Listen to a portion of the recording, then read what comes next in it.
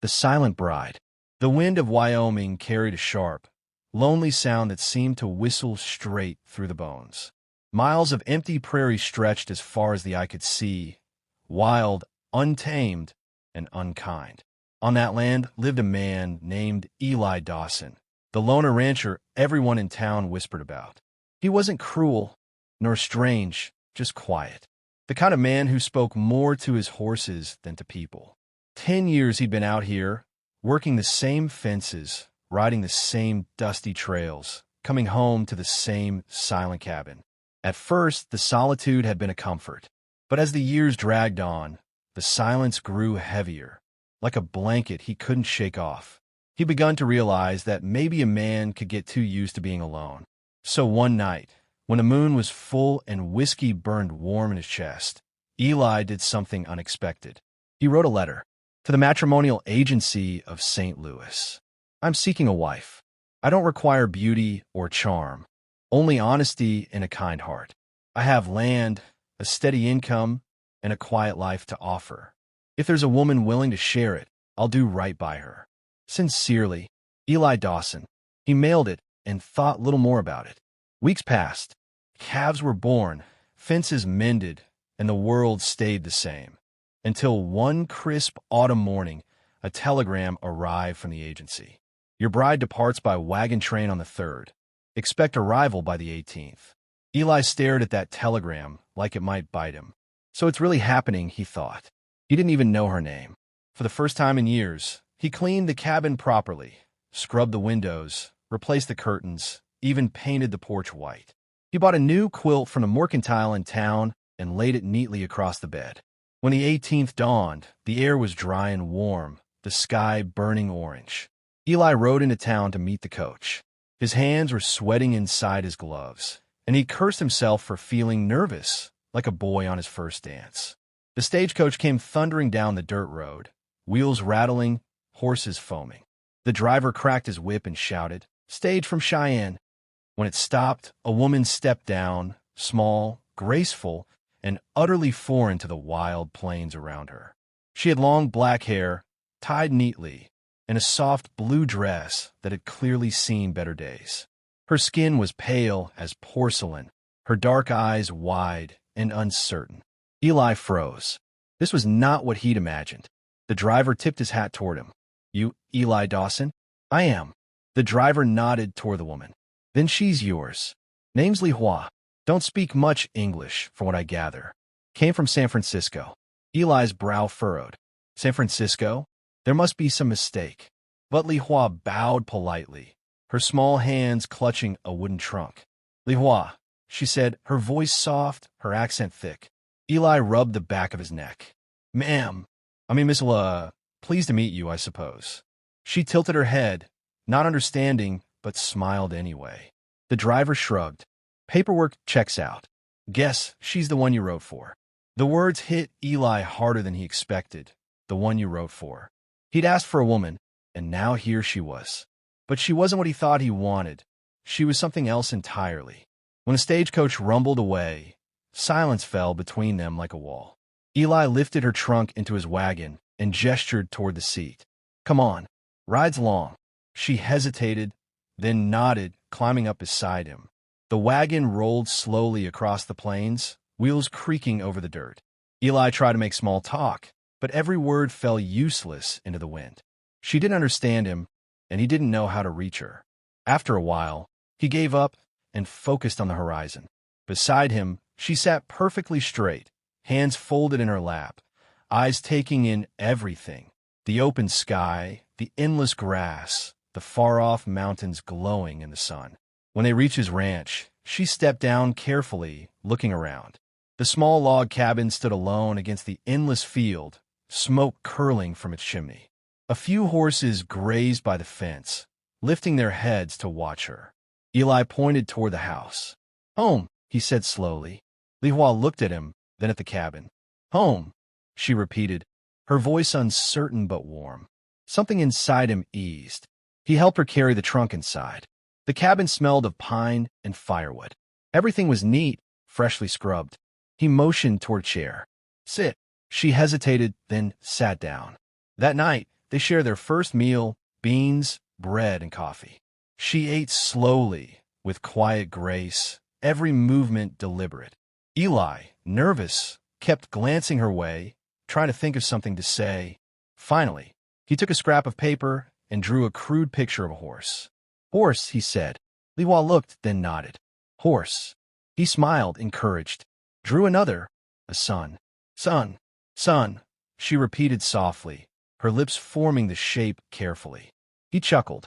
"Well, look at that. We're talking already." She smiled, a small, beautiful smile that made his chest tighten.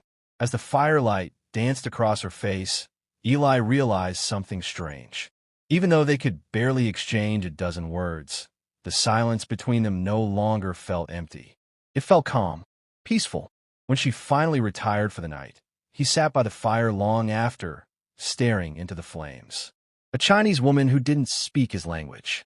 A man who hadn't spoken his heart in 10 years. It didn't make sense, and yet, somehow, it felt right. Outside, the prairie wind howled through the night.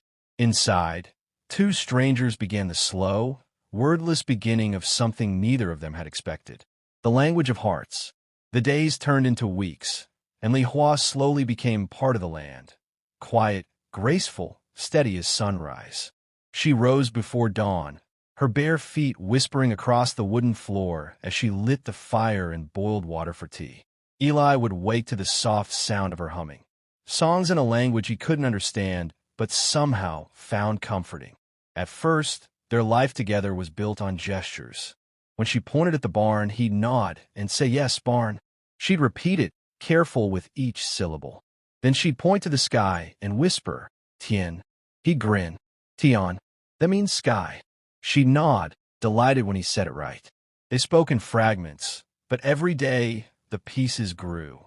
And so did something deeper, a quiet closeness neither of them could name. One cold morning, Eli found her outside, her hair loose, caught by the wind. She was hanging laundry, her sleeves rolled up, humming softly. When she noticed him watching, she smiled shyly. "Good morning," she said slowly. It was the first full English phrase he'd ever heard her say. Eli couldn't help but laugh, a real, unguarded laugh he hadn't felt in years. "Well, morning to you too," he said warmly. "You're learning faster than I ever could."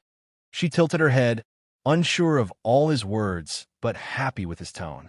And that smile, that small, careful smile, stuck with him all day. The ranch began to change because of her. She planted small patches of flowers outside the cabin, red, white, and yellow blooms that made the place look almost cheerful.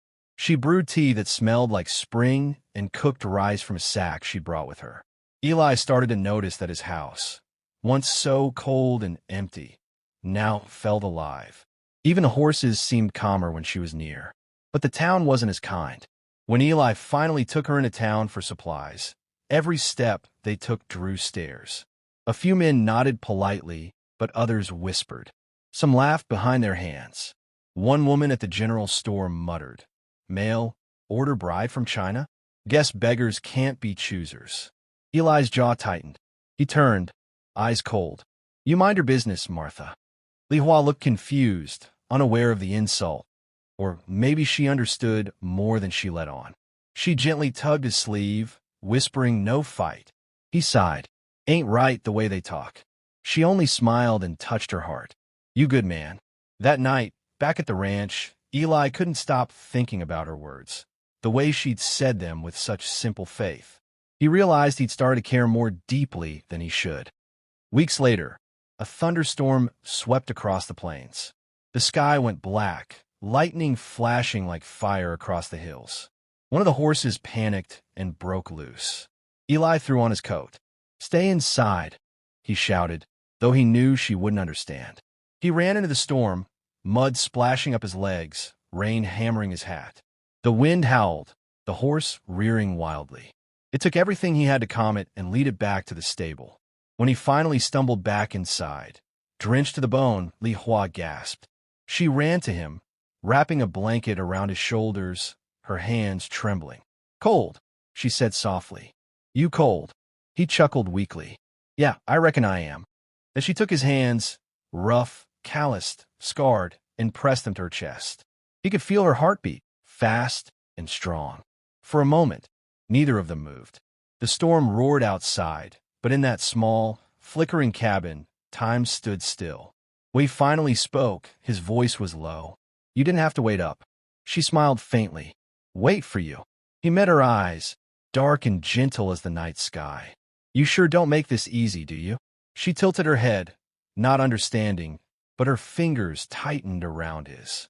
Something inside him broke, the last piece of the wall he'd built over the years. He leaned forward, brushing a strand of wet hair from her face. "Li Hua," he whispered, "you're something I never knew I needed." She didn't answer, not with words. She simply touched his cheek, smiling in that small, certain way of hers.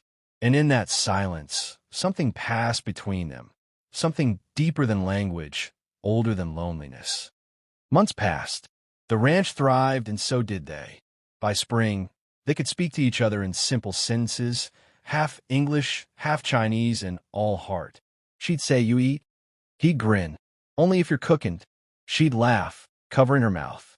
One evening, as the sun melted into the hills, she brought him a small wooden carving, two tiny birds sitting side by side. She placed it in his palm. "Li Hua," she said, pointing to one bird, then to the other. "Eli." He looked down at it, his throat tight. "Us." She nodded. "Together." He swallowed hard. "Always." By summer, folks in town had stopped whispering. They'd seen the way Eli smiled when she was near, the way she'd learned to greet everyone with a polite bow and a soft hello. The woman they once mocked had won them over without ever raising her voice. One morning, Eli found her sitting on the porch, watching the sunrise. The air was warm and still. "You ever think about going back?" he asked quietly. She looked at him, surprised. Then she shook her head, touching her heart. "Home here." He nodded, emotion thick in his chest. "Yeah, home's here too." He put his arm around her, and they sat in silence, watching the sun rise over the golden plains. No vows, no grand words, just the quiet knowing that they had found what both had been searching for. A man who had lived too long without love. A woman who had crossed an ocean without hope. And somehow, against all odds, they had built a life. One word, one touch, one sunrise at a time. The end.